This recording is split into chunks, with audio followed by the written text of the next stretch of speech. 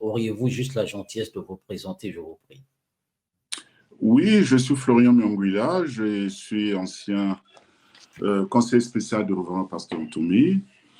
La situation géographique étant, je suis ici en Europe et puis j'essaie de faire le travail tant bien que mal à distance. Je continue à conseiller, à apporter un peu mes éclairages. Alors, Monsieur Florian, effectivement, avant de rentrer dans le vif du sujet, je voudrais tout simplement savoir, et le peuple congolais, parce qu'ils vont vous regarder et vous écouter attentivement, ils ont aussi parfois besoin de savoir les personnalités politiques qui sont en face d'eux, ils font quoi exactement dans leur vie. Donc, ma question est de savoir, votre activité principale aujourd'hui, c'est laquelle? Bon, je suis comme tout le monde, j'exerce oui, dans l'éducation. Donc, c'est les travaux de tout le monde, hein, enfin, que nous faisons ici en Europe. Donc, on essaie un peu d'être dans l'éducation des enfants. Voilà. Ah d'accord, donc vous êtes dans l'éducation des enfants. Ok, d'accord. Ah, en France, ici, si je comprends bien, vous êtes coordonnateur adjoint. Oui. Concrètement, j'ai envie de savoir combien êtes-vous, comment êtes-vous organisé et quel est votre poids réel dans la dynamique du CNR, vous, ceux qui sont ici en France. Alors, déjà, il faudrait que les choses soient claires. Euh, la dynamique que nous avons mis en place est un complément. Nous sommes en notre collaboration avec le CNR. Et ici, le bureau sur lequel nous travaillons, le bureau de la dynamique qu'on a mis en place, c'est un bureau qui est composé d'une quinzaine de membres, dont je suis le coordinateur adjoint, comme vous l'avez rappelé. La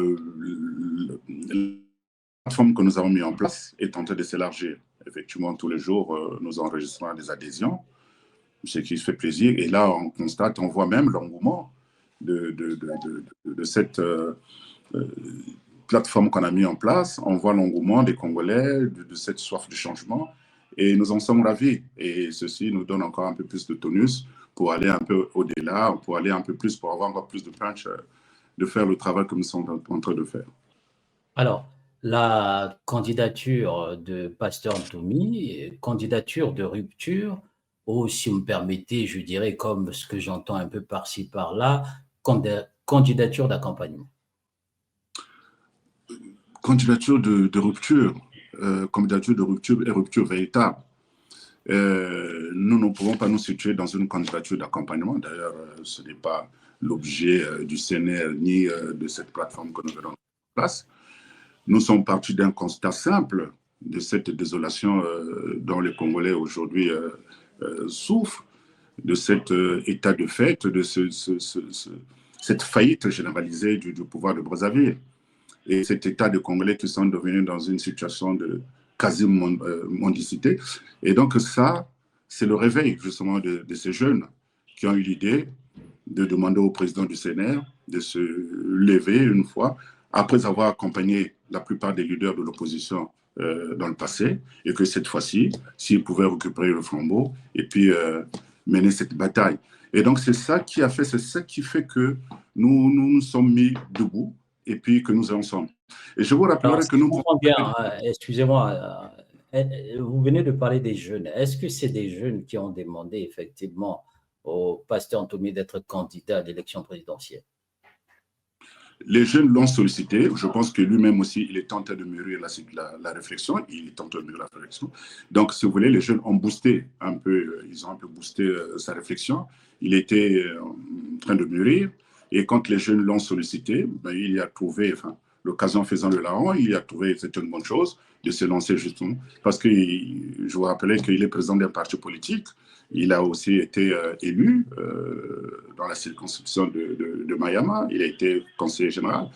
Donc, je pense qu'il est en droit aujourd'hui, demain, sinon, de solliciter la magistration suprême. Les jeunes n'ont fait que booster cette candidature. Ils ont demandé, oui, ils l'ont demandé parce qu'il y avait cette soif de changement. Et cette idée qui est venue de ces jeunes d'ici, dont vous connaissez bien, celui qu'on appelle notamment par son surnom le général Teteka, le Faye Monama, le commandant Castor. Ces jeunes-là, ils existaient déjà dans des plateformes un peu, dans d'autres obédiences, hein, je dirais un peu sociale. Mais aujourd'hui, ils ont décidé voilà, de monter d'un cran, de demander au référent pasteur de se lancer. Et d'où cette idée, nous avons pris, voilà, pour structurer la chose, il fallait nous mettions en place cette plateforme appelée La Dynamique, Changement 2026.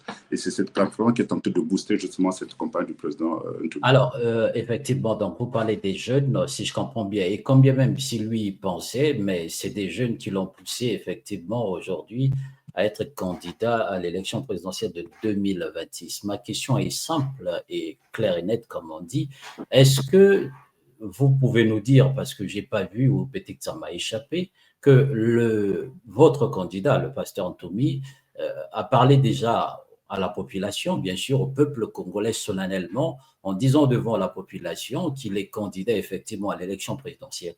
Ou jusqu'à aujourd'hui, n'a peut-être pas encore décidé, on est en train de prêcher dans le désert. Non, pas du tout. Vous savez, une chose à la fois. Il a commencé à mener une campagne d'adhésion de son parti, ce qui est tout à fait normal. Il ne vous a pas échappé il n'y a pas longtemps. Il a commencé à faire des descentes, notamment dans le Grand Niari. Il était question même d'ici peu qu'il aille à Pointe-Noire, et puis après remonter sur Brazzaville, et peut-être monter dans le nord du pays. Donc il a commencé à remobiliser les troupes au niveau du parti, mobiliser les troupes de toutes les associations, sinon des plateformes qui peuvent l'accompagner, notamment la nôtre. Donc voilà, les choses se font étape par étape. Les choses se font étape par étape, comme vous venez de le dire, mais c'est que lui-même l'intéressé, il n'a pas encore dit publiquement qu'il est candidat à l'élection présidentielle de mars 2026. En tout cas, ce que je peux vous dire, il est décidé. Alors, moi, ma question, c'est vraiment simple. Au fond, Monsieur Florian, quand vous regardez l'histoire de votre champion, le pasteur Ntoumi, je dirais en quelques mots la guerre, les accords avec le pouvoir, il faut le dire, les accusations de manipulation et aujourd'hui, cette candidature, franchement et honnêtement, pourquoi les Congolais devraient-ils croire que cette fois, ce n'est ni une manipulation, ni une menace, mais une vraie chance pour la démocratie? Parce que le président Toumi est resté lui-même et il est resté constant. Il est resté fidèle à ses objectifs. Il est resté fidèle avec lui-même ce qu'il a toujours pensé de ce qui est de la politique.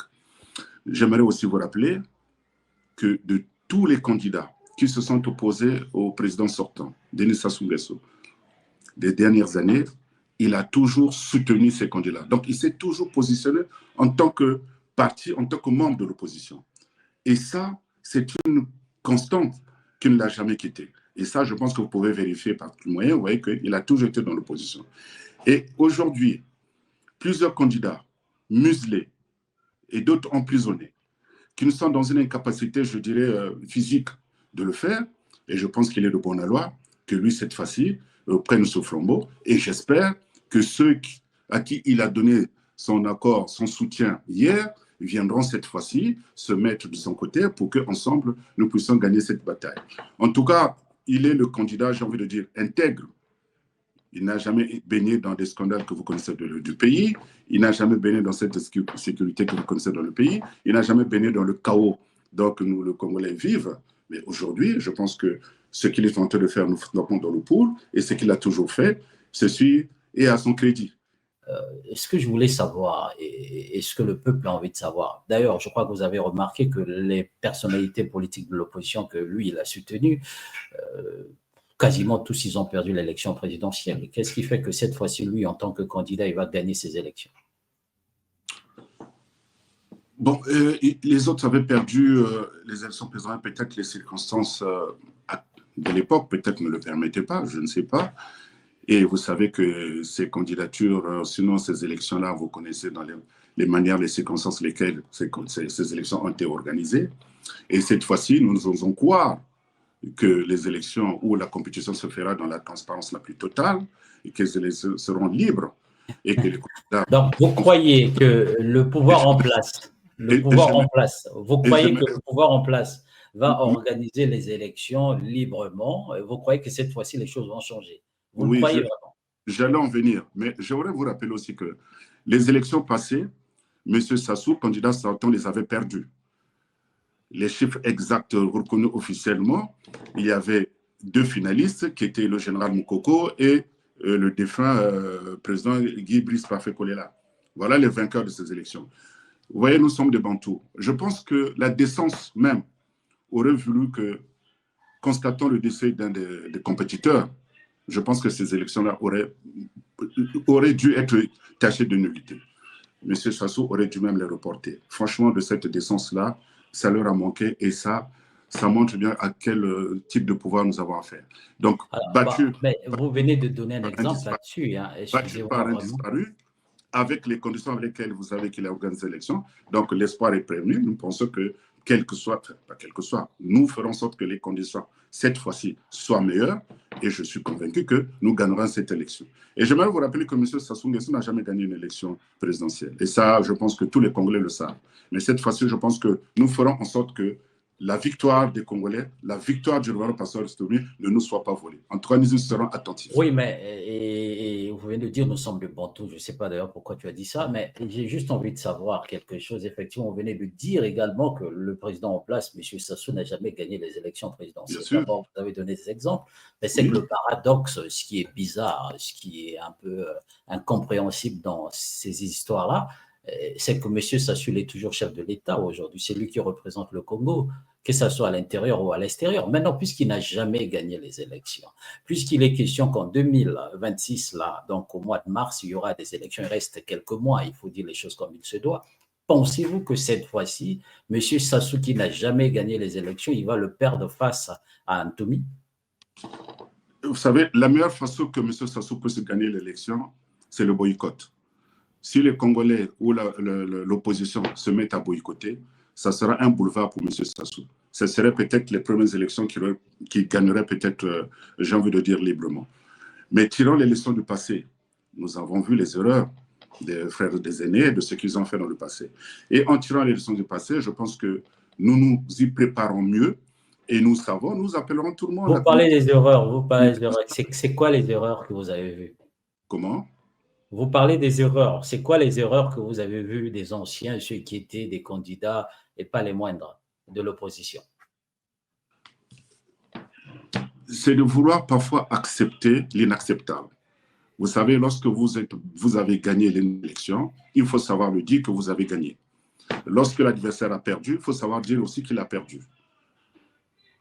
D'accord, donc vous pensez, parce que vous venez vous-même de le dire, que M. Sassou, en tout cas selon vous, n'a jamais gagné les élections présidentielles. Bah, si vous en connaissez, c'était une. Non, en tout cas, je dis selon vous. Moi, je vous pose des questions, vous me répondez. Je ne suis pas là à vérifier. Je ne suis pas le procureur de la République, ni le ministre, je dirais, de l'Intérieur ou encore quelqu'un de l'ONG pour y chercher. Non, je pourrais vous Je voulais juste savoir, par rapport à vos dires, vous avez dit qu'il n'a jamais gagné. OK, il n'y a pas de souci là-dessus. Il n'a jamais gagné des élections présidentielles. Et je vous ai dit tout à l'heure, paradoxalement, il est toujours là, le président de la République. On a regardé, il suffit juste de regarder ce qui se passe en ce moment au pays, en pressant, en ressent qu'il risque d'être encore candidat cette fois-ci. Il n'a pas envie de céder. Donc, vous venez de dire que par rapport aux erreurs du passé, sûr et certain cette fois-ci, vous allez faire de telle sorte qu'effectivement, si le pasteur Antoumi gagne, que ça soit lui qui soit président de la République. Moi, ma question est simple. Connaissons ce pouvoir en place. Pensez-vous réellement, celui qui n'a jamais gagné les élections, cette fois-ci, en face de votre candidat, il va accepter qu'il a perdu les élections présidentielles? Je pense qu'il faudrait que les Congolais se mettent ensemble, à l'unisson, pour le lui faire accepter. Il faudrait que cette fois-ci, que les Congolais prennent conscience. Monsieur Sassou, il faudrait que les Congolais, ils le savent d'ailleurs, je n'ai même pas envie de le rappeler, nous sommes devant une dictature. Une dictature prend le pouvoir par la force, en violant les constitutions. À chaque élection présidentielle, M. Sassou se donne le luxe de modifier les règles du jeu. À chaque événement de l'élection présidentielle, la constitution est toujours modifiée, amendée.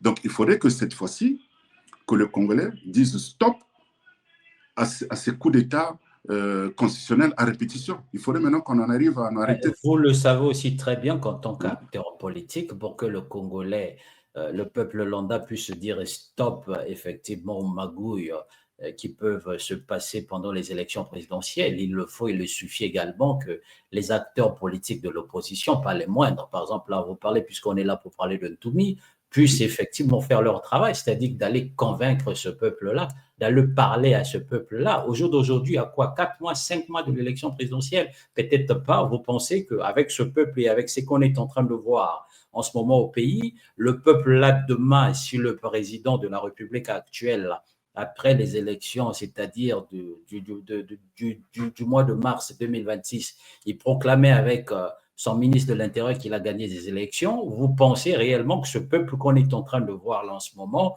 pourra effectivement sortir comme un seul homme et dire que le président a perdu? Vu l'état de faillite dont le Congolais vit aujourd'hui, vu le chaos économique, vu le chaos politique, le chaos social, vu l'insalubrité dans laquelle le Congolais vit, je pense que nous n'avons pas besoin de 20 ans pour faire une campagne électorale. Aujourd'hui, les Congolais le démontrent eux-mêmes, à souhait qu'ils veulent le changement. Même dans son propre fief, je pense que le président Sassou là, il sait qu'il est fatigué. 40 ans d'échecs, 40 ans de faillite politique, morale et tout. Il est temps de tourner la page. Et je pense que nous ne serons pas revanchards. Nous demanderons, nous accompagnerons M. Sassou Nguesso de prendre sa retraite, aussi président à Oyo. Il a suffisamment de structure là-bas, il pourra aller se reposer sans rancune. Il faudrait qu'il laisse la voix aux autres. Nous n'avons pas besoin d'alternance. Nous voulons un changement. C'est ce que nous appelons de nos voeux. Et je pense que le Congolais est prêt à ce changement. Aujourd'hui, les Congolais ne veulent plus vivre 4 ans ou 5 ans de plus de ce pouvoir de Sassou Nguesso. Ils n'en peuvent plus. Ils sont vraiment à bout, à bout. Et si vous ne savez pas, nous avons beaucoup de témoignages, même étant à des milliers de kilomètres d'ici, mais ces cris, ces pleurs, ces cris d'alarme, nous les entendons. Donc, je pense que même ne pas se lever pour essayer d'apporter une aide à ces Congolais serait même une faute de notre part. Donc, ce qui nous motive, c'est que le motive aussi notre président. D'accord. Oui. Alors, donc, je reviens sur votre président. J'ai une question que j'aimerais bien vous poser là-dessus. Pour vous, qui est vraiment, je dis bien pour vous, puisque vous donnez l'impression de connaître très bien le révérend pasteur Ntoumi, et donc permettez-moi de vous poser cette question. Pour vous, qui est vraiment le révérend pasteur Ntoumi aujourd'hui? L'homme de Dieu, ancien chef de guerre, parce qu'il était chef de guerre, il faut le dire, ou futur chef d'État? Le révérend pasteur Ntoumi est un homme d'État, ancien résistant, et quelqu'un qui a su montrer à la face de tout le monde qu'il avait une parole, qu'il était digne d'occuper cette fonction. Et lorsqu'on dit chef de guerre, j'aimerais quand même vous rappeler que le chef de guerre, vous le connaissez tous, on les connaît tous, tous les Congolais le connaissent. C'est M. Sassou Nguesso en place, qui est le président sortant, qui a apporté la guerre le 5 jours au Congo-Brazzaville en renversant l'ordre établi. Voilà le chef de guerre. Voilà quelqu'un qui est venu faire un coup d'État. Mais Ntoumi n'a jamais fait un coup d'État, il est résistant. Il a résisté par rapport à la barbarie qui se perpétuait dans le pôle. Voilà. Effectivement, le révérend pasteur Ntoumi, c'est un homme d'église, c'est un évangéliste. Aujourd'hui, je pense que c'est la politique qui vient à lui. Il va passer des fossés, il va prendre ses responsabilités, et bien nous y accompagnons. Alors, donc, dans ce cas, comment expliquez-vous le passage d'un pasteur qui recueillait les malades dans les rues de Brazzaville à un chef de milice, puisque vous ne voulez pas qu'on dise ancien chef de guerre, puis à un candidat à la présidence aujourd'hui? Comment expliquez-vous cela? Le pasteur Ntoumi n'est pas chef de milice. Ah ben bien sûr, bien sûr. Il est chef. Il a des gens derrière lui, non? Est-ce qu'il a des... J'ai une question. Politique, il a des adhérents. Donc aujourd'hui, Allez-y. lorsqu'on a un parti politique, on a des adhérents, ces gens sont qualifiés de miliciens, de milices, non? C'est un parti politique. Le pasteur Ntoumi a un parti politique. Je reviens sur son parti politique. Je suppose, et je crois que c'est à vous aussi de nous confirmer, le parti politique du révérend pasteur Ntoumi est reconnu au niveau de la préfecture de Brazzaville, n'est-ce pas? Bien sûr, oui. D'accord, donc il a effectivement le droit en tant que Congolais d'être candidat à l'élection présidentielle. Le pasteur Ntoumi a un parti politique. Est-ce que pouvez-vous nous dire au jour d'aujourd'hui, à l'instant T, parce que je peux le vérifier, le pasteur Ntoumi a un site internet, on peut aller vérifier son programme politique. Ils sont combien exactement les adhérents du parti du pasteur Ntoumi? Bon, ça, si vous le voulez bien, je vous donne cette occasion à la prochaine. Est-ce qu'il y a un site internet? À la prochaine. Est-ce qu'on peut aller vérifier des informations? Parce que le pasteur Ntoumi, avec son parti politique, c'est pas quelque chose qui a été créé hier. Quand je parle de hier, ça veut dire hier, là. Non, je crois que c'est quelque chose qui a été créé, ça fait tellement longtemps. Donc, le pasteur Ntoumi, avec les personnes qui sont tout autour, tellement qu'ils sont organisés, je crois qu'ils ont un site Internet, non? On peut aller vérifier, ils sont combien. D'ailleurs, ils sont combien les adhérents de votre parti ou le parti du pasteur Ntoumi? Ben ça, c'est une question dont vous répondrons en compagnie du secrétaire général qui est sur place, qui a les chiffres en moins. Et vous voyez, vous imaginez bien que je vous ai dit, à 7000 km.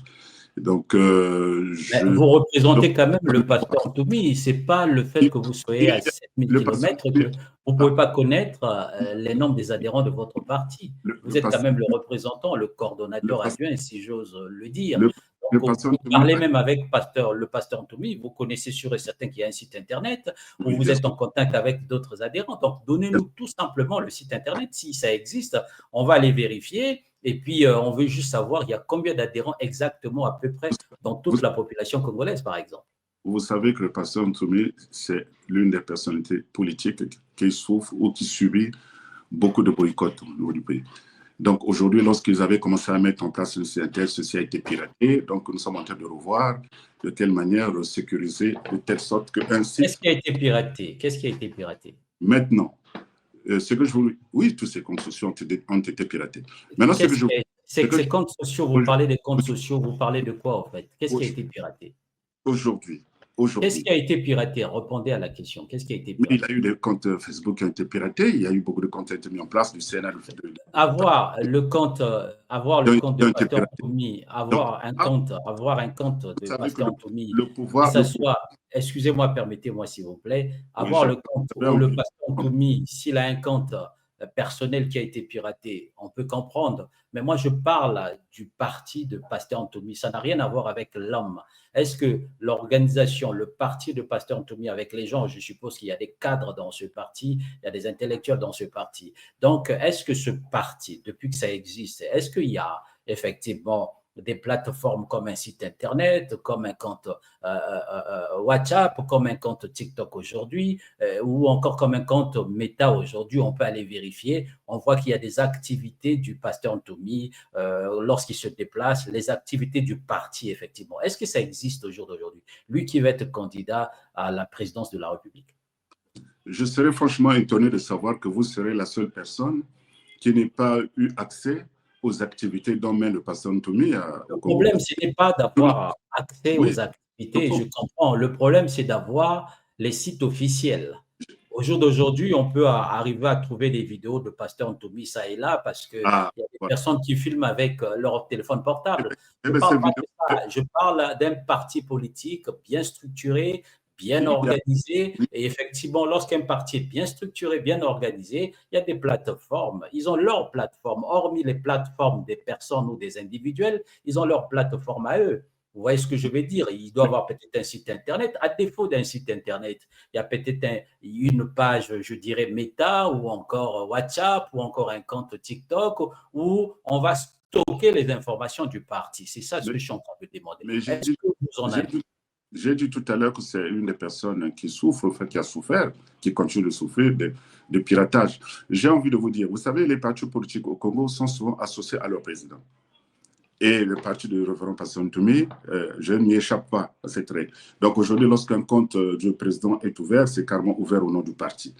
Ceci a été largement, je vous ai largement commenté là-dessus, ceci, nous avons été victimes de piratage, mais cette fois-ci, nous sommes en train de prendre des mesures, de sorte que le parti… je ne suis pas trop convaincu sur vos arguments, ce que vous êtes en train de me dire, parce que je crois qu'un parti comme l'UPADES, quand on va pour chercher à vérifier les informations, ce n'est pas au nom de Pascal Tchatchi Mabiala. Je crois que quand on va sur Facebook, on a un compte Facebook, l'UPADES. Et combien même que ce soit la photo de Tchatchi Mabiala, parce qu'il est le président de ce parti, mais il y a un compte Facebook, l'UPADES. Et je crois que Tchatchi Mabiala a aussi son compte Facebook à lui personnel. Moi, je parle de ça. Je ne vois pas un parti comme un parti congolais du travail. Quand on va chercher des informations, on va trouver, il faut aller chercher des informations en allant taper, par exemple, leur secrétaire général, M. Pierre Moussa, par exemple, ou encore le président de la République, qui est le président du comité central de ce parti. Moi, je parle de ça. Et puis, quand vous parlez de piratage, Oui. mais ce parti a des jeunes cadres, des jeunes calés, des informaticiens. Et ce parti, le site Internet peut être créé ou même un compte Facebook un peu partout dans le monde sans que ça soit au Congo, puisqu'au Congo, ça va être piraté. Au jour d'aujourd'hui, on n'a pas besoin d'avoir un compte. On habite au Congo, mais on n'a pas besoin d'avoir un compte en passant par le Congo. On peut créer un compte, même si on habite au Congo, on peut créer un compte. On est en France, on est en Chine, je ne sais pas où. Et le site continue à fonctionner. Euh, je serais vraiment très mal à l'aise de parler des choses internes du CNR, du parti politique Serre représentant 1000. Il ne vous a pas échappé que je suis coordinateur adjoint de la dynamique. Et si nous parlons de la dynamique, oui, peut-être je vous apporterai des informations même internes. Donc, vous n'avez pas des informations là-dessus. L'information interne du CNR. Donc, sur le CNR, vous n'avez pas des informations. Il suffit juste de dire que vous n'avez pas des informations, on passe à d'autres questions. Non, donc je n'ai pas eu l'autorisation d'en faire état. C'est pour ça que j'ai dit, à la prochaine rencontre, je pourrais peut-être inviter le secrétaire général qui serait à même de répondre sur quelques informations internes. Vous savez, aujourd'hui, rien que pour des raisons de sécurité, il y a certaines informations parfois que les autres, là-bas, et je le comprends bien, s'abstiennent des difficultés. Et pour des Mais raisons. par exemple, l'histoire, Donc, vraiment, pardonnez-moi, ce n'est pas pour vous embêter, mais sérieusement, honnêtement, vraiment, par exemple, l'histoire d'un site Internet, par exemple, ou un compte Facebook, on n'a pas besoin d'avoir les informations là-dessus. C'est des choses qui sont. Le compte Facebook existe, il a existé, il avait été fermé, comme j'ai dit tout à l'heure, je vous le répète, ça fait 1 heure que je vous le répète, il avait été piraté. Donc, Alors, il avait été piraté, donc nous avons mis un stop, enfin, les frères là-bas ont mis un stop, et nous avons pensé que de refaire des choses autrement pour qu'ils soient un peu plus sécurisés. Peut-être que ces sites-là seront peut-être hébergés à partir d'ici. Nous sommes dans cette réflexion. parce que hier, ce site-là a été hébergé au Congo. Et au Congo, on a des data centers pour héberger les sites. Ah, non, non, non, il y a des intermédiaires au Congo qu'il faut Ah, héberger. OK. Donc, il y Alors, a des intermédiaires qu'il faut héberger. Donc, vous voyez, donc, tout ce on va pas se focaliser parce que ça va donner l'impression que comme si j'ai un problème avec le pasteur Anthony, alors que je suis là juste en train de chercher à poser des questions et à comprendre, surtout, pas moi, mais surtout le peuple congolais. Alors, je voudrais savoir, est-ce que le pasteur Anthony reconnaît aujourd'hui une part, je le redis encore, de responsabilité dans les morts, les viols, les pillages et les déplacés de la guerre du pôle? Est-ce qu'il connaît une part de responsabilité, Monsieur Florian? La seule responsabilité qu'il reconnaît, c'est celle de M. Sassou Nguesso qui en est responsable. Et à Et lui, il n'a pas une part de responsabilité de ce qui s'est passé au pôle. Le pasteur Anthony, lui, il n'a pas, j'allais dire, une part de responsabilité. Il n'a rien fait. Il n'a pas, je dirais, en tant qu'acteur politique, l'enfant de cette partie-là du pays, il n'a pas une part de responsabilité. Mais de quelle responsabilité on peut imputer à une victime? Ben, je viens de le dire, les morts, les viols, les pillages et les déplacés de la guerre du pôle. Oui, quand bien même que vous parlez de M. Sassou, mais M. Sassou, permettez-moi, je ne suis pas l'avocat de M. Sassou. M. Sassou,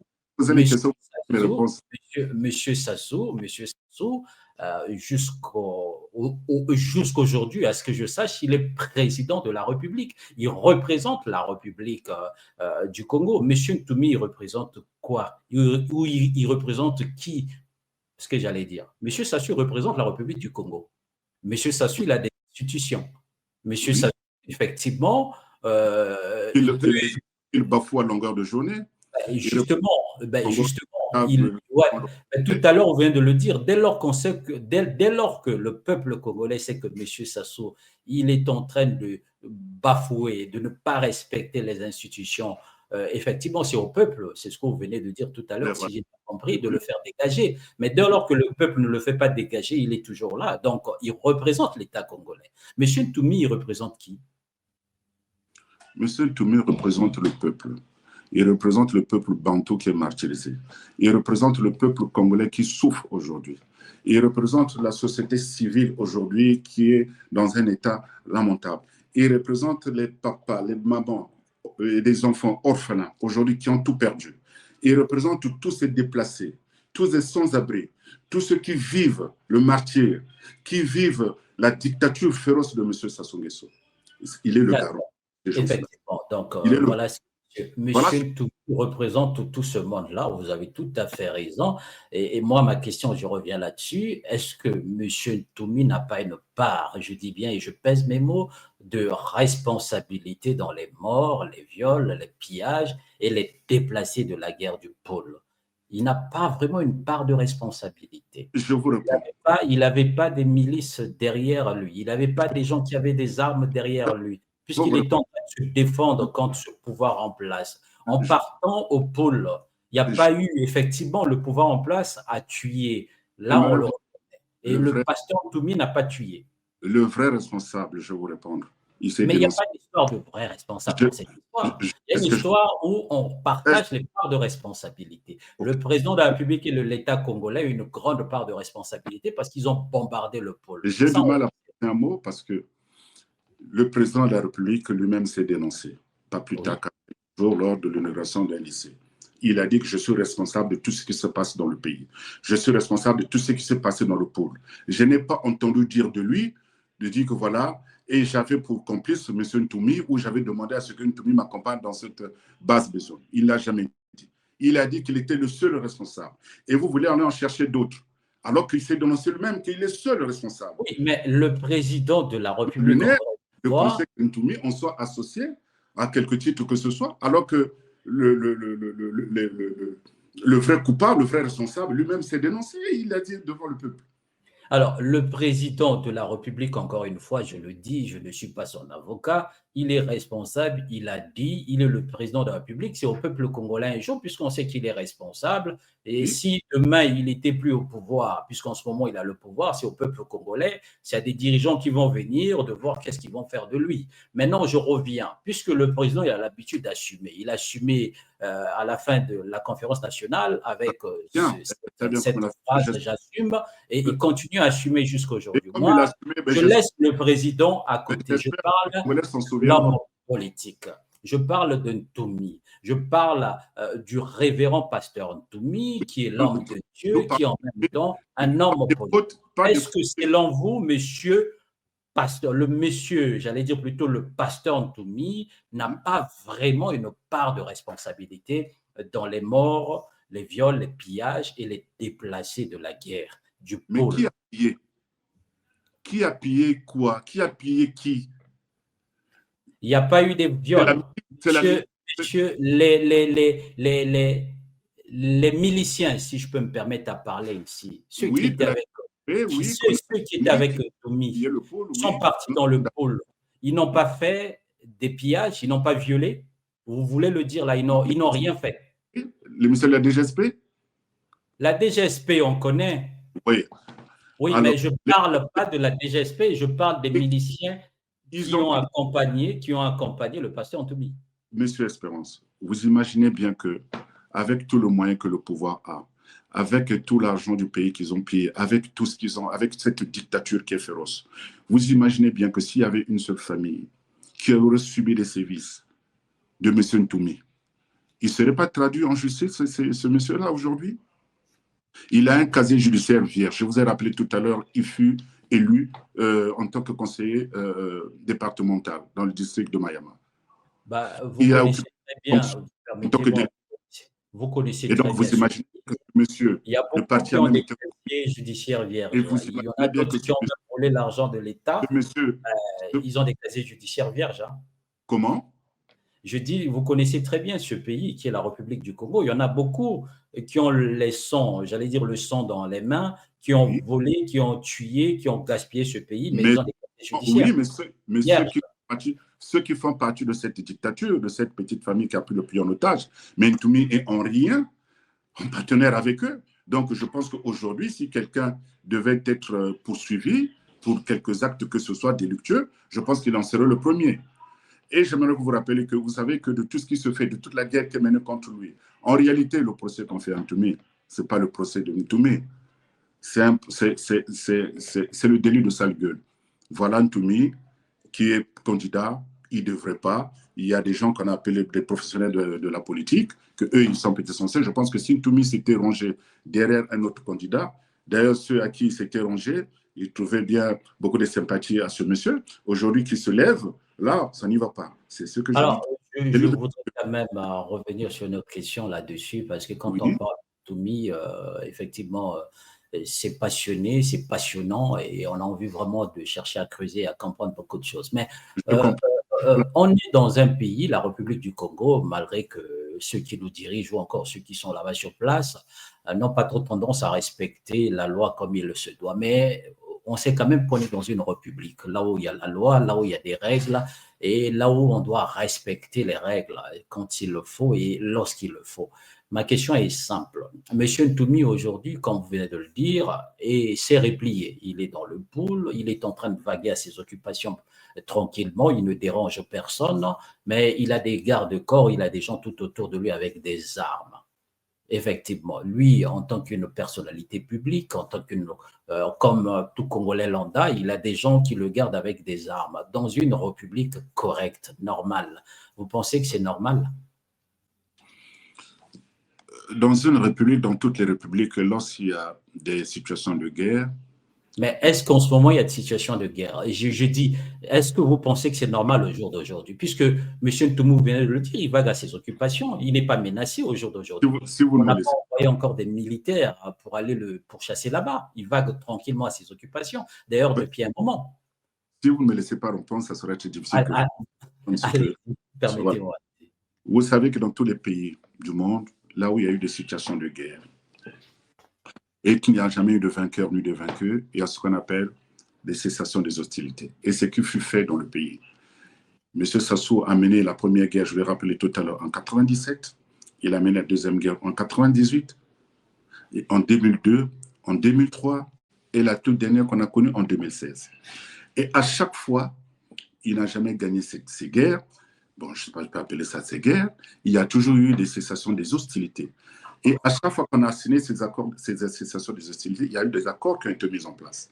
Et donc, nous partons de les premiers accords qui ont été signés, donc en 99, au sortir des deux guerres de 97 et 98. Dans ces accords, il a été mis en place deux parties, des accords qui ont été mis en place, des cessations des hostilités. C'est en ce moment-là qui a été doté pour sa sécurité, justement parce que les deux parties ne se faisaient pas confiance, il y avait besoin d'avoir une garde. Et ces accords avaient été garantis, cautionnés par la communauté internationale, représentée par l'Union européenne. C'est comme ça qu'on a doté à M. Toumi une garde de 30 éléments, armés, dotés par les armes de l'État congolais, ces armes qui sont fichées au niveau de l'état-major. Vous savez que les armes dans un pays sont normalement, enfin un pays correct lambda, mais le Congo. Donc, si vous me permettez vraiment de grâce, je vais vous laisser terminer. Par rapport à ce que vous venez Mais de dire, est-ce que vous pouvez dire devant le peuple congolais qui est en oui, train de vous regarder que par rapport aux accords qui ont été signés, l'État congolais a donné, je parle de l'État congolais, a donné des armes et des hommes au pasteur Ntoumi, donc au révérend pasteur Ntoumi, pour c'est pas que, l'État. Non, non, mais non, vous non. venez de le dire, là, l'État congolais, C'est non? pas l'État. Si j'ai bien Non, compris. nuance. Ben, finalement, Les le pasteur Ntoumi a eu des armes où? C'est dans les accords qui ont été signés, dans la dotation, dans ces accords, il y a une partie technique logistique, notamment la dotation d'une garde, et qui dit garde pour la sécurité, des gardes ont été dotés par des armes légères d'ailleurs, j'ai envie de dire, des armes répertoriées par l'état-major congolais et sous l'œil attentif de la communauté internationale, notamment de l'Union européenne. Donc, il n'y a rien de fallacieux.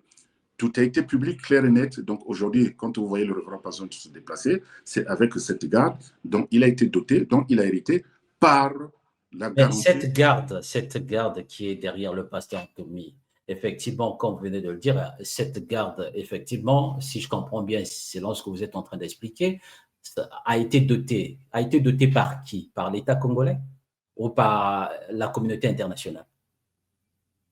C'est la communauté internationale qui a permis, qui a sûrement Non, la communauté internationale a motivé, facilité. qui a sûrement motivé l'État congolais. Mais lorsque vous signez les accords Donc, de la communauté internationale a motivé l'État congolais, effectivement, à faire de telle sorte que le patient Toumi soit doté des hommes et des armes, n'est-ce pas? mais c'est une responsabilité, c'est un Non, responsable mais je politique. vous pose la question, répondez à la question, s'il vous plaît. Mais, Est-ce que c'est mais, ça ou c'est pas ça? mais c'est un responsable. Vous connaissez un responsable politique de par le monde qui n'a pas une sécurité? Non, Ils ont... mais non, mais il y en a beaucoup. Par exemple, M. Clément Mirassa, c'est un politique, non? Il n'a pas des gardes, à ma Mais monsieur, connaissance. mais monsieur, Non, mais monsieur, alors, mais parce que lorsque vous posez la question, je reviens sur ça. Le monsieur président, votre n'a pas champion, subi, n'a pas subi dans les plateaux ce que le poule a subi, n'a pas subi ce que le grand pasteur Ntoumi a subi avec l'agression de M. Sassou. bon, Monsieur maintenant, Clément ben, ma Merah, question, en tout cas oui, de oui, grâce, nous ma avons beaucoup de... question est simple. Mais C'est-à-dire, la communauté internationale a facilité les accords de telle sorte que l'État congolais puisse doter au révérend pasteur Ntoumi les hommes et les armes pour sa sécurité. Pourquoi vous ne voulez pas le dire? Est-ce que c'est ça?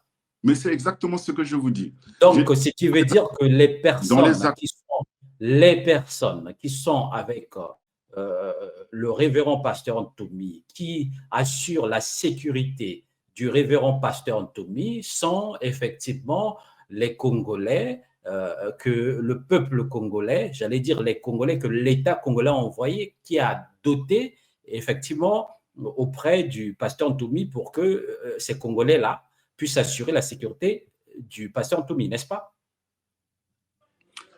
je ne sais pas là où vous voulez en venir, mais en tout cas, ce qui est sûr, hein, ce qui est sûr, euh, les Congolais ont cette manie de renverser parfois les responsabilités, de les retourner, de chercher j'ai envie de dire, les défauts, les poudres, de chercher, On peut de dire, comprendre tout simplement, d'un coup vous dites que l'État ne fonctionne pas, il y a la dictature, il y a de cela, il y a des compromis qui ont été signés, l'État, à travers la communauté internationale, par rapport à vos dires, a doté le pasteur Ntoumi des agents de l'État et accompagné des armes pour assurer la sécurité, effectivement, du révérend pasteur Ntoumi. Vous venez de l'expliquer ici. Donc ma question est simple, c'est je qui vais veut vous, dire que les personnes qui sont tout autour du je vais révérend pasteur Ntoumi vous sont répondre. bien payés par, Voilà. effectivement, En réalité, sont bien payés par l'État congolais.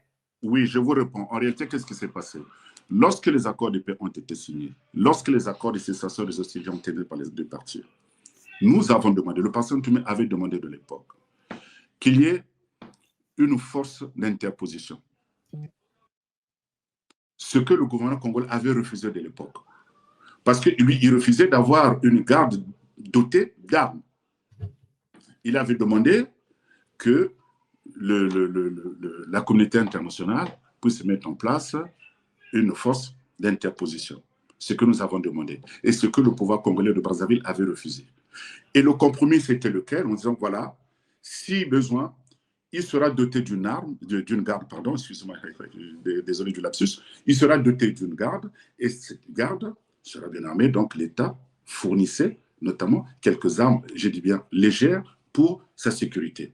Donc c'est ce compromis qui a fait que voilà pourquoi, malgré les guerres que vous avez vues au Congo-Brazzaville, qu'il n'y a pas la présence, notamment des casques bleus, sinon de la communauté internationale armée ou d'une force d'interposition. Donc c'est ce compromis qui a été trouvé lors des accords de cessation des hostilités. Sinon, ça aurait été une force d'interposition qui serait venue. Mais les Congolais, je ne sais pas, le pouvoir, on avait peur, on n'en voulait pas, ils n'ont pas voulu. Bon, puisque le pasteur Ntoumi, il n'a qu'une seule chose qu'il chérit, c'est la paix. Il dit oui, tant que ça va dans le bon sens, tant que ça va dans le sens de la paix. Il a accepté. Voilà encore Donc, quelqu'un si je comprends bien, on va essayer de continuer à aller un peu plus rapide. Je crois que tout a été clair. Vous venez d'expliquer les choses clairement et nettement. Moi, j'ai une petite dernière question, si vous me permettez, concernant effectivement la dotation des hommes et des armes.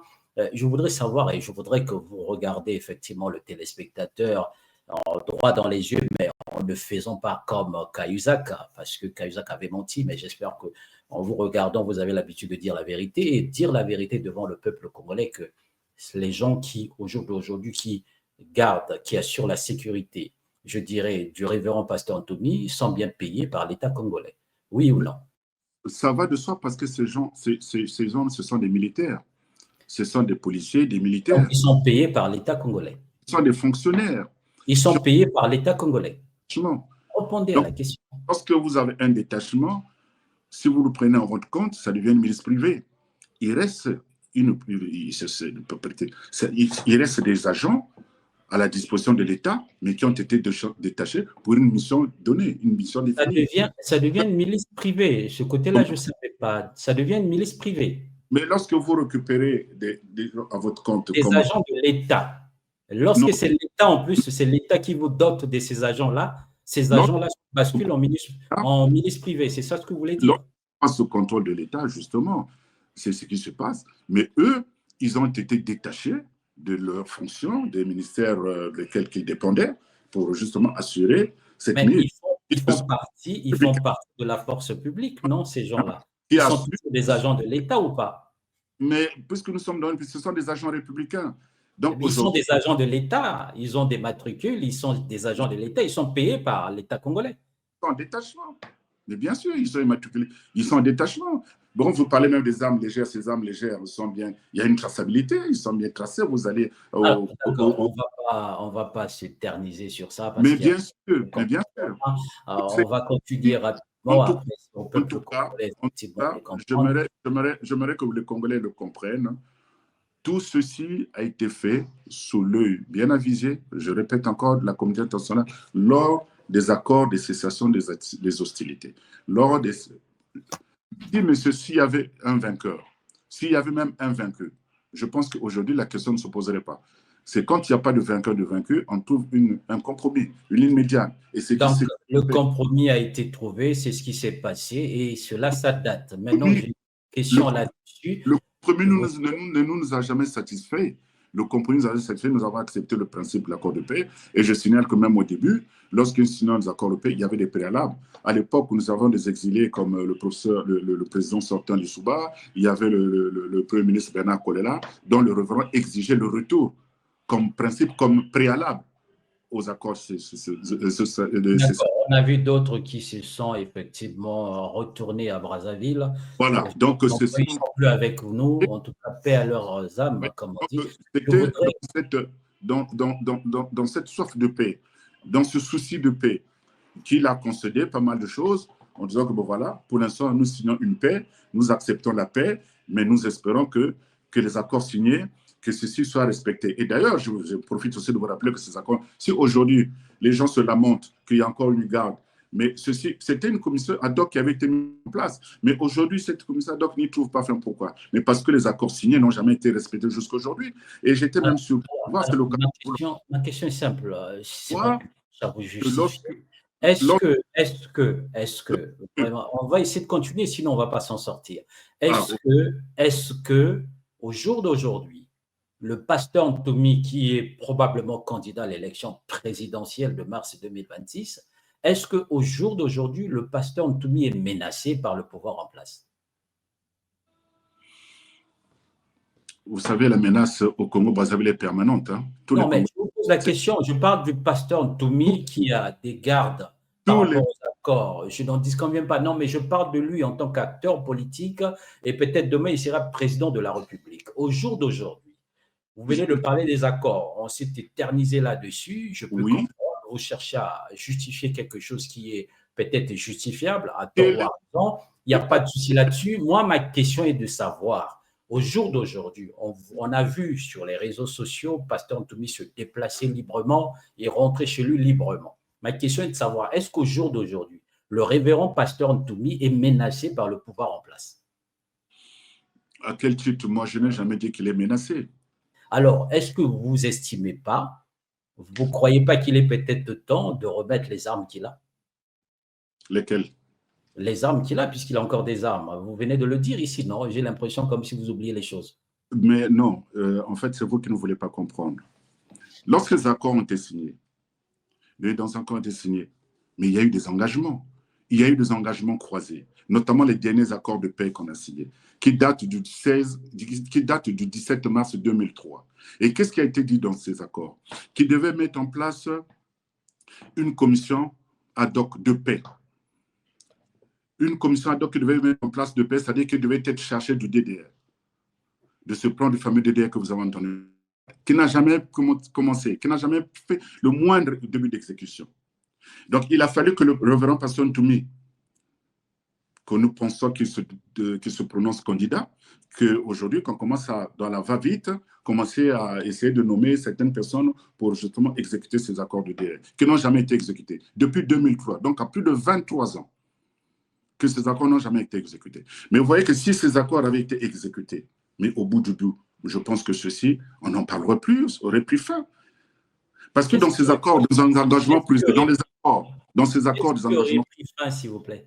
Oui, dans les engagements privés, parce que dans les accords croisés qu'on a signés, que le référendum passé a signé avec le pouvoir, quels ont été les engagements? Je vais vous les rappeler.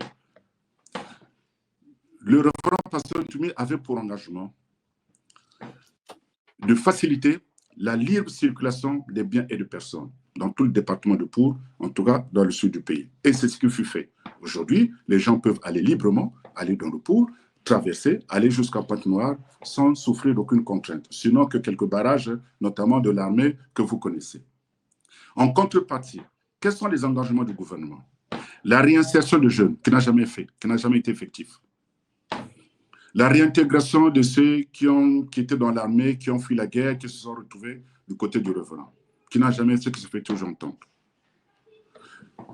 Tous ces éléments-là font que les revenants pasteurs Saint-Thomas restent toujours sur ses gardes et qu'ils attendent que ceci soit en fait exécuté.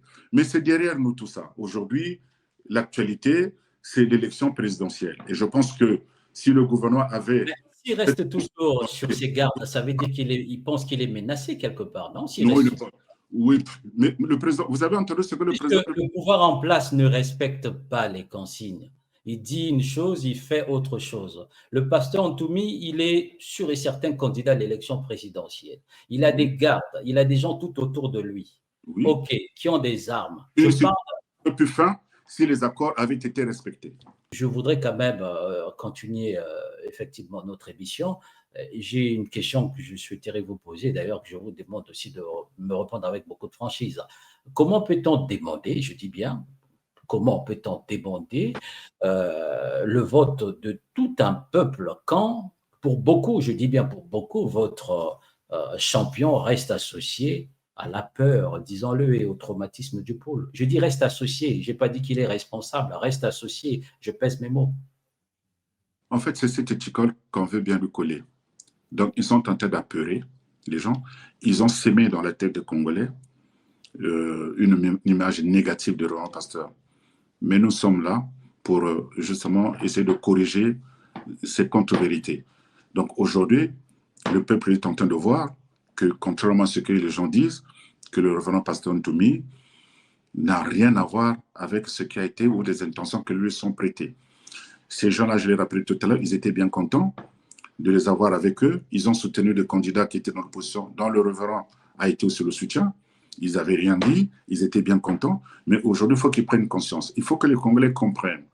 Aujourd'hui, nous avons besoin d'un bon leadership, de quelqu'un qui est capable de les amener à bon port, de quelqu'un qui est capable de savoir se tenir, de savoir dire non lorsqu'il faut dire non, de savoir dire oui quand il faut dire oui. Et je pense qu'il en a fait des preuves. Il faut que les Congolais aujourd'hui comprennent. S'ils ne veulent plus pleurer, les enfants, s'ils ne veulent plus pleurer, ils veulent sortir de cette famille, de ce chaos dont ils sont maintenant accoutumés. S'ils veulent sortir de cet état de mendicité, je pense qu'il est temps qu'ils se réveillent. Et nous avons commencé à les conscientiser. Et j'espère que, je pense que le peuple congolais est beaucoup conscient, et c'est un peuple mûr, un peuple réfléchi. D'ailleurs, ils l'ont démontré par le passé. Ils ont battu Sassou Nguesso à 2 reprises, et je pense qu'ils continueront à le faire. Donc j'ai confiance à ce peuple, et je pense que le peuple n'a besoin que d'un leader. Il a besoin vraiment de quelqu'un de charismatique qui peut les amener à bon port. Et je suis confiant et je suis rassuré. Alors,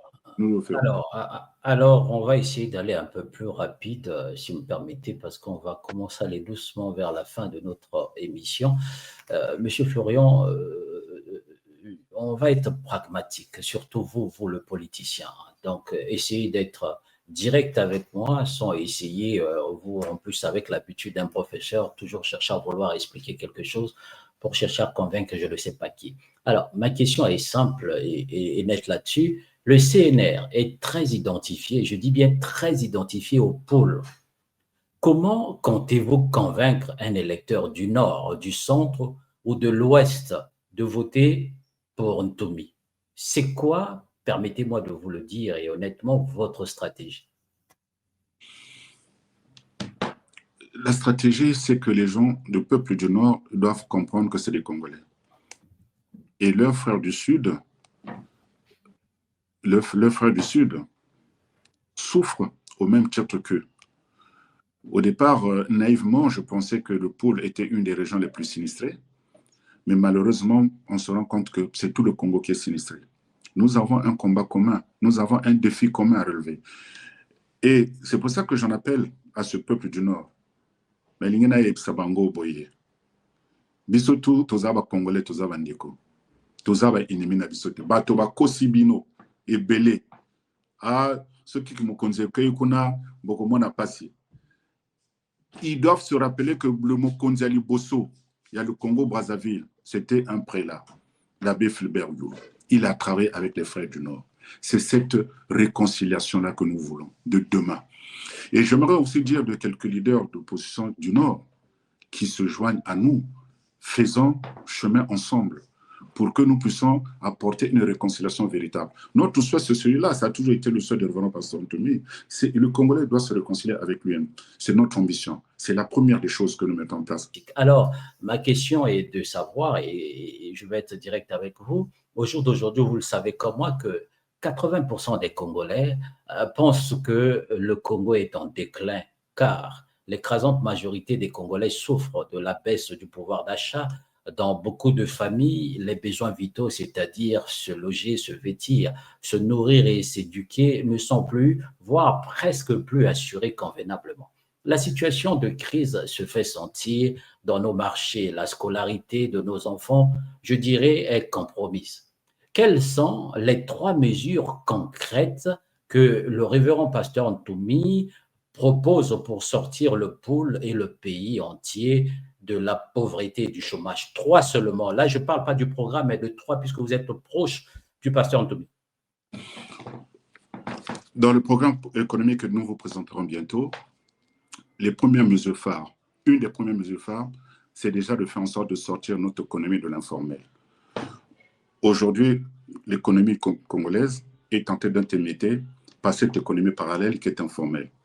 Dans le Congo, le pouvoir, sinon les entrées ne se font pas comme ils devaient être. Deuxièmement, remettre sur pied toutes les entreprises qui peuvent générer des rentabilités financières. C'est-à-dire, la plupart des entreprises qui sont aujourd'hui au Congo ne s'autofinancent pas. C'est-à-dire qu'aujourd'hui, vous avez le pouvoir en place qui est en train de s'asseoir, enfin, qui génère les fonds, rien que par la rente qui est là, mais nous allons mettre en place un programme quinquennal qui fera en sorte, à chaque fois ou à la fin de ce quinquennat, que nous sortons de cet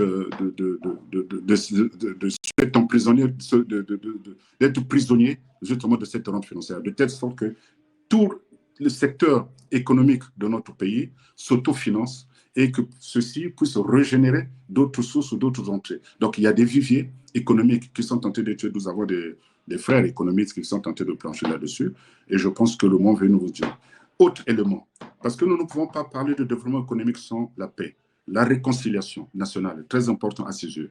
Il faut que ces gens qui sont incarcérés politiquement, ils recouvrent la liberté. Il faudrait qu'ensemble, nous puissions avoir une justice, une vraie justice. On ne peut pas garantir un développement économique s'il n'y a pas de paix, s'il n'y a pas de justice. Voilà des éléments, des grandes lignes que nous allons mettre en place. Et troisième point pour terminer, la jeunesse. Nous allons rétablir la formation. C'est très important parce qu'aujourd'hui, les jeunes sont peu formés. Ben voilà le phénomène de Kounoula. Donc, la jeunesse aura une grande part dans cette activité économique que nous mettons en place. Donc voilà un peu déjà les grandes lignes que je peux vous donner. Alors, Monsieur Florian, j'ai une question effectivement que je voudrais également encore vous poser. Je disais, Ntoumi est-il un candidat? Je reviens là-dessus, vraiment, j'insiste, parce que la question normalement venait des téléspectateurs. Donc, je vais insister là-dessus parce que les gens ne comprennent pas, ils sont en train de poser des questions et ils veulent vraiment chercher à comprendre réellement qu'est-ce qui se passe dans la tête, je dirais, du révérend pasteur Ntoumi. Vu les conditions que vous venez de dire concernant effectivement la situation politique, économique et sociale de notre pays, Ntoumi est-il un candidat pour battre Sassou ou un cheval de Troie qui divise l'opposition et accompagne sa réélection en 2026? En quelques mots de grâce, s'il vous plaît. En fait, les Congolais, ouais, je ne dirais pas vous, mais les Congolais qui pensent que Ntumi serait un cheval de Troie, je serais vraiment très, très désagréable en disant qu'ils sont de mauvaise foi. Parce qu'ils ont bien vu comment le révérend Pasteur Ntumi a accompagné la candidature de feu Guy Brice Pasfré Kolela. Comment le révérend a soutenu la candidature du général Moukoko. Alors donc, pour un cheval de Troie, je pense qu'on pourrait trouver mieux, on pourrait trouver mieux. Et ce que je voulais aussi dire, c'est que malheureusement, ce ne sont pas les Congolais, parce que les Congolais, ils sont suffisamment conscients, mais ce sont nos intellos, les politiques. Et donc, nos intellos, ce n'est pas des Congolais, c'est ça? En fait, quand je dis les Congolais, je dis le peuple, mais malheureusement, l'élite, je corrige, merci, l'élite congolaise est souvent de mauvaise foi. Et je disais tout à l'heure que le président Toumi souffre de ce délai de sale gueule. Ça aurait été quelqu'un d'autre, je pense qu'ils auraient peut-être plus facilement accepté. Et aujourd'hui, ils doivent comprendre une chose. Le pays n'a pas, l'état du pays, de délabrement du pays, tel que nous n'avons pas besoin d'état d'âme de personnes qui veulent que le cheval soit blanc, bleu, noir. Non. Nous, ce que nous avons besoin, c'est que cette équipe qui malmène la population soit sortie de la course. Que le Congo puisse retrouver, en tout cas au moins, la joie. Que le changement véritable s'installe. Mais il n'y a pas mieux que le révérend pasteur Ntumi. D'accord. En tout cas, selon vous, il n'y a pas mieux. On va continuer. Maintenant, je vais vous poser une question, je dirais hautement politique. On va essayer de faire non pas de la politique fiction, mais en tout cas de la réalité politique. Si demain, le reste de l'opposition se rassemble derrière un autre candidat unique contre Sassou, est-ce que le révérend pasteur Ntumi est prêt, je dis bien prêt, à se retirer ou préfère-t-il aller jusqu'au bout, même si cela divise l'opposition? Mais la question ne se pose même pas. Vous avez même la réponse, puisque par le passé, il a déjà démontré qu'il a soutenu plusieurs candidats. Nous avons besoin d'un candidat qui est à même, qui est mieux placé, à même de faire en sorte que le changement véritable arrive. S'il y a un candidat, si nous retrouvons, ces plateformes se retrouvent et qu'un consensus se dégage, nous sommes preneurs. D'ailleurs, nous tendons la main à tout le monde. Soyons ensemble, soyons unis. Si c'était possible de présenter un seul candidat, et en l'occurrence, moi, j'aurais souhaité que ce soit le révérend pasteur Ntumi, que je pense que qui incarne le mieux ce leadership. Mais, alors, on va, et en tout cas, merci pour votre réponse. Enfin, j'allais dire, j'ai une question peut-être pas polémique, mais bon, après, il y a beaucoup de Congolais qui, effectivement, murmurent aussi, effectivement, sur cette question que je veux maintenant vous poser. La question, elle est simple. Et puis, vraiment, là aussi, il faut essayer de répondre rapidement. On ne va pas essayer de tourner là-dessus. Le président Dédi Sassou Nguesso ou son entourage, bien sûr, finance-t-il directement ou indirectement le CNR ou la candidature de Ntumi? Comment se fait-il que le président Sassou Nguesso vienne financer la... Alors, vous connaissez, ce monsieur a tenu la tête à cette dictature qui est féroce. Je vous rappelais quand même qu'il y a eu des drames. Vous les avez rappelés tout à l'heure. Et donc, vous pensez qu'aujourd'hui, lui, qui veut à tout prix avoir la tête de ce monsieur, il a encore le financer, c'est un peu incongru. Donc, attendez. C'est une question simple, vous répondez oui ou non. Là, vous venez d'expliquer quelque chose qui, j'estime pour ma part, qui est capital.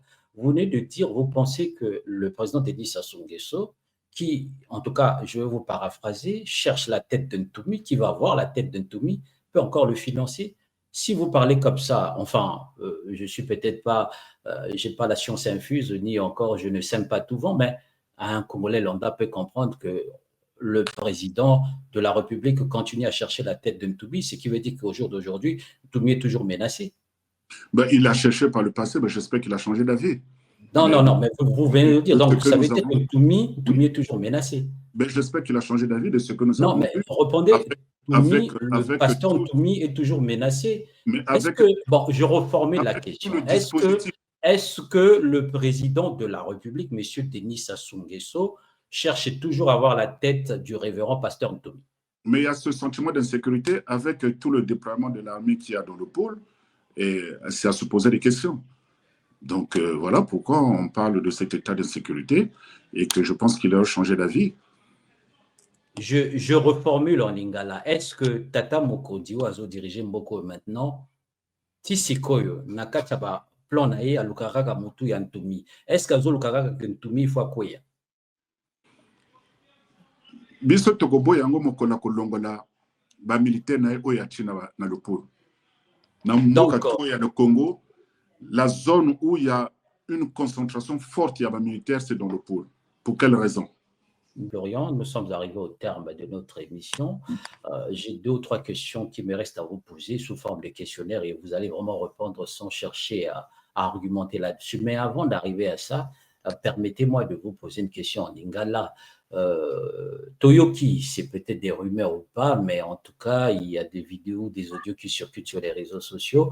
J'ai d'abord envie de savoir, état santé à le révérend pasteur Ntoumi, ils ont en ce moment, parce que Toyoki Chio, en tout cas, passez-moi le mot, j'ai du respect pour le pasteur, mais on dirait Azabienté.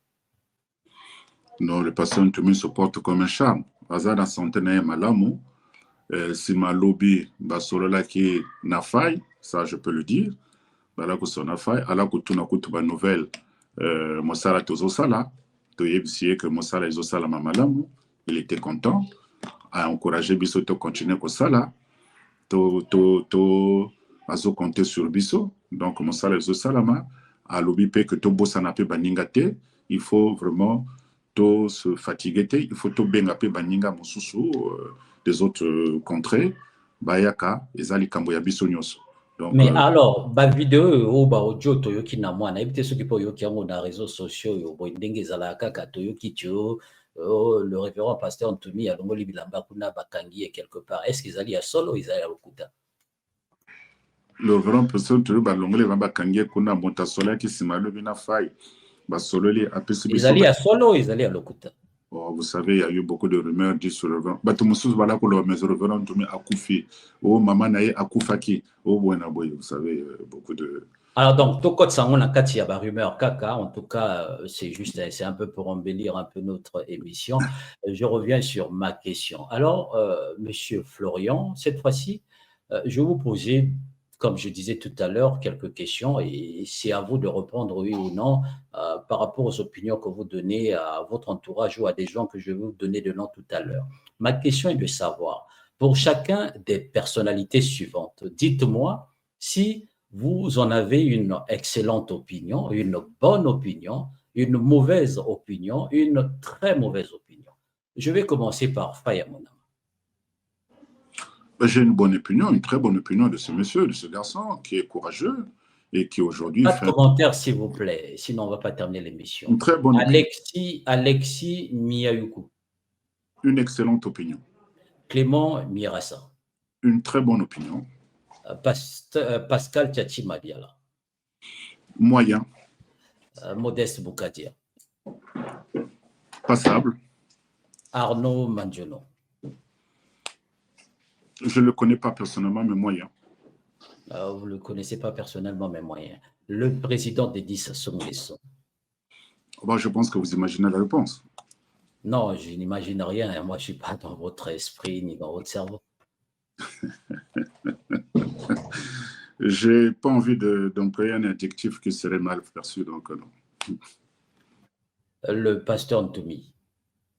Excellente opinion. Et je terminerai par vous-même. C'est très difficile de se juger. Je laisse aux téléspectateurs, sinon aux spectateurs qui nous écoutent, de se faire leur propre opinion. J'ajouterais même plutôt ce monsieur qui est effectivement excellent aussi. Hein, c'est pas quand les gens sont bons, il faut reconnaître qu'ils sont bons. Moi, n'en voilà. Excellent.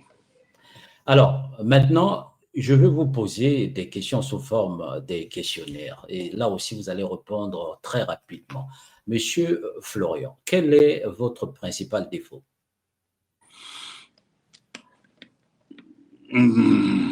C'est difficile de se juger. Hein. Ça, c'est un exercice. Je ne sais pas, j'en ai plein, c'est sûr. Comme tout le Mais monde. parmi tant d'autres, je parle bien, votre principal défaut, c'est quoi? Rapidement, s'il vous plaît. Ce qui vous revient à l'esprit en ce moment, c'est quoi? Les convictions. Quand j'en ai une, je ne lâche pas. Ah d'accord, vous mettez des convictions en défaut. D'accord. Quelle est Oui. votre principale qualité?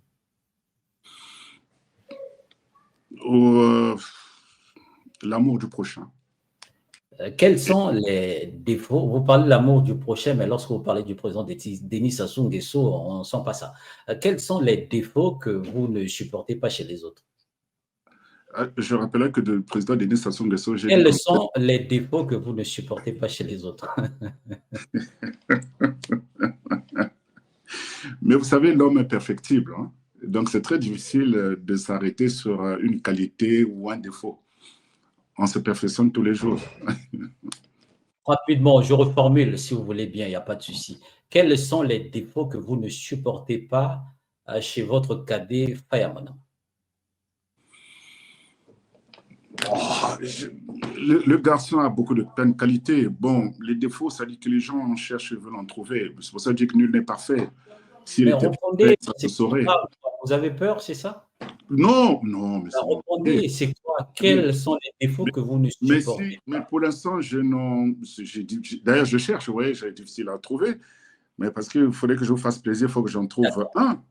Mais je cherche.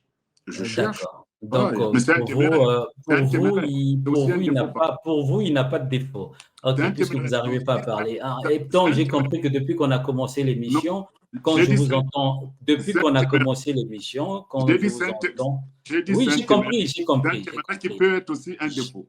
J'ai compris. J'ai dit depuis qu'on a commencé l'émission, quand je vous entends parler, vous avez ce franc-parler librement et puis vous maniez la langue de Molière facilement. Mais réfléchir pour trouver les mots quand il s'agit de faire, mon âme, la question reste posée. Mais vous avez répondu. Il n'y a pas de souci là-dessus. Alors, quelles sont les qualités que vous appréciez le plus chez les autres, pour ne pas dire chez Faya? C'est un garçon engagé.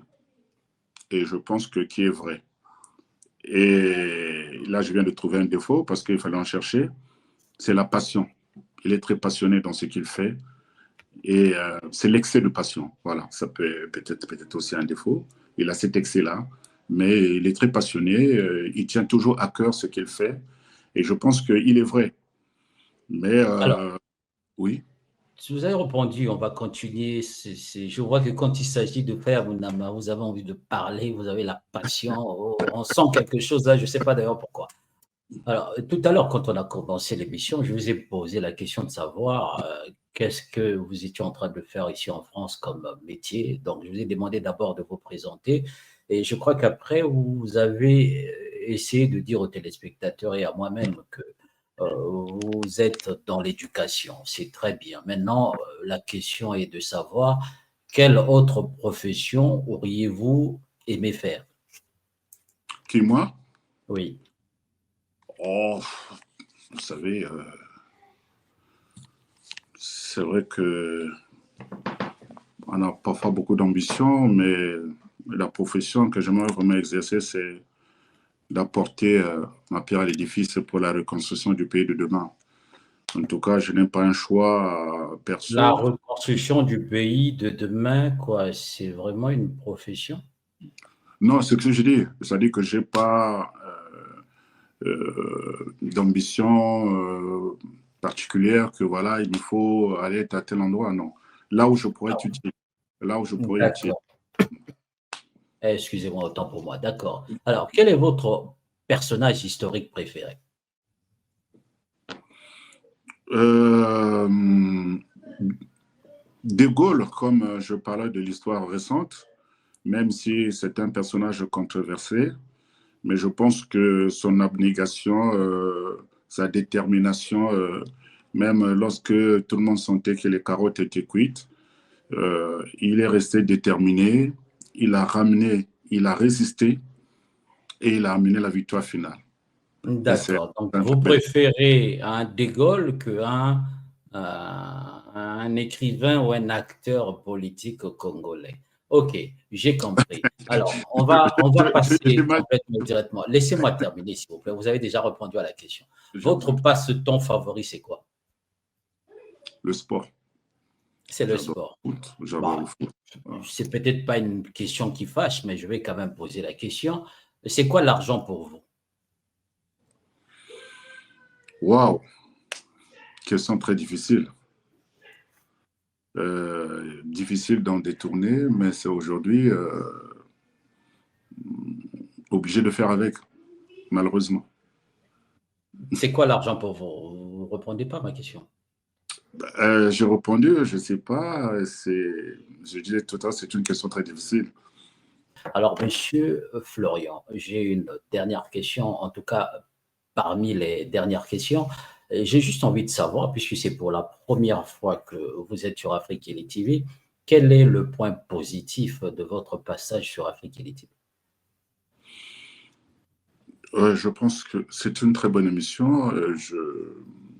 Je suis agréablement surpris d'avoir un journaliste, il faut que je le dise, hein, à la hauteur.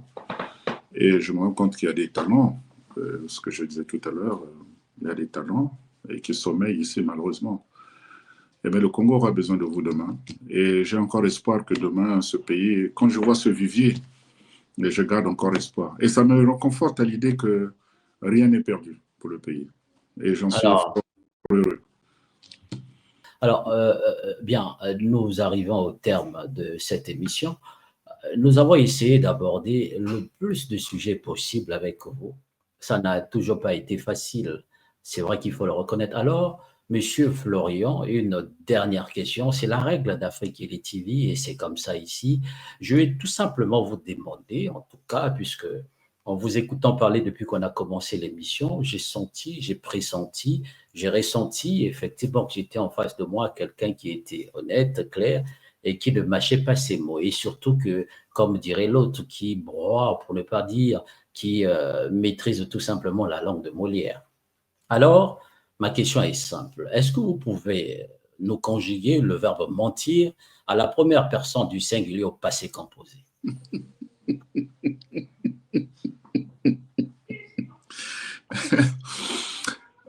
En fait, c'est un verbe que j'ai banni de mon vocabulaire, donc vous permettrez que j'aurai du mal à le conjuguer. Alors, puisque c'est un verbe que vous avez banni, têtu que je suis, je vais vous demander, puisque tout chemin mène à la présidentielle de mars 2026, 4 multiplié par combien donne 1? Comment? Puisque tout chemin mène à la présidentielle de mars 2026 pour le pasteur Ntoumi, 4 multiplié par combien donne 1? Nous aurons besoin de 4 multipliés par 4 millions de Congolais que nous souhaiterons pour que demain, qu'il y ait un chef de l'État digne de ce nom. D'accord, vous faites comme tous les autres politiciens congolais qui ne peuvent pas répondre aux questions correctement. J'ai compris. Alors, nous sommes arrivés au terme de notre émission. Je vais juste vous laisser la parole pour votre dernier mot. Oui, mon dernier mot, c'est un appel à tous les Congolais, le Congolais de la diaspora, Congolais du Congo-Brazzaville, où que vous soyez. Il est temps, nous avons j'ai envie de dire, une chance historique de cette élection présidentielle qui pointe à l'horizon. C'est le moment que nous est propice. C'est ce moment que nous pensons que nous devons nous lever pour cette fois-ci, vraiment une fois de tout, plus dire non à cette dictature qui mine notre pays. Vraiment, mpanga beto telameno, beto vana vena boma. Il faut élection yaye, beno telama beto qu'on voter, beto gagner montina. Sasunge suyan kwen pem na boile yandi, beto se réconcilier, boire la voanda, façon ya voanda kaina koka beto bikaka.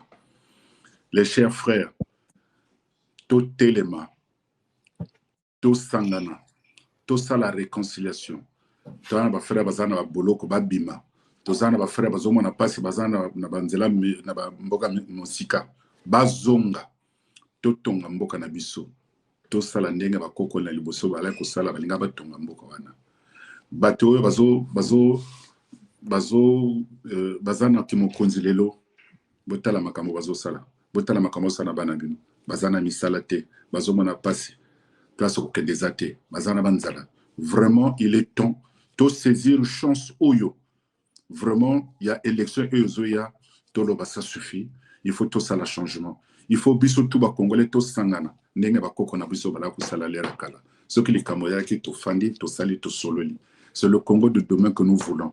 Il n'est pas trop tard. Les autres sont en train de prendre l'avance. Eh bien, maintenant, je pense que réveillons-nous, comme disent les autres. Merci. Alors, merci, monsieur Florian. Mais bon, après, avant de terminer, tant que j'ai dit que j'avais terminé, mais il y a toujours cette petite question là qui me brûle un peu, pour ne pas dire les lèvres, parce que quand je ne suis pas satisfait, je ne sais pas d'ailleurs pourquoi, j'ai toujours envie de chercher un peu de problème partout. Alors, tout à l'heure, vous avez botté en touche parce que vous ne mentez pas, j'avais compris.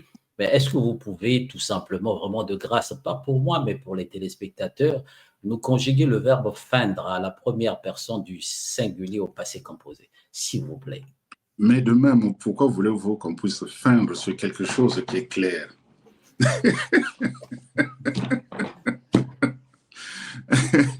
Alors, c'est plus un plaisir journalistique pour moi de vous interroger, monsieur Florian Biangwila, d'avoir accepté cette confrontation de questions.